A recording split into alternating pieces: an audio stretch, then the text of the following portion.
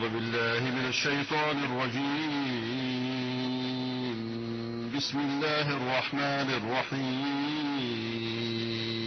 سومین افترایشون و ضلالتشون و گمراهیشون اینه که اینها همه از عقاید غلات بود سابقا، به تشیع ربطی نداشت. بعدها به وسیله شاه اسماعیل صفوی ملعون که ملعونی مثل خمینی بود، ملعونی مثل احمدی نژاد و خامنه‌ای بود، به تشیع تزریق شد.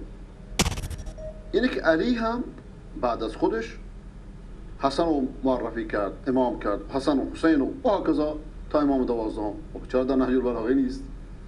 اگر چون این چیزی درسته چرا در نهج البلاغه همچین حرفی نیست؟ بلکه اینها رو به مرور زمان درست کرده هم، قرنها گذشته تا اینها ساخته و پرداخته شده. و دوباره به زعمشون که پیامبر هم 12 امام مشخص کرده و صدها روایت و هزاران روایت در این مورد جعل کردند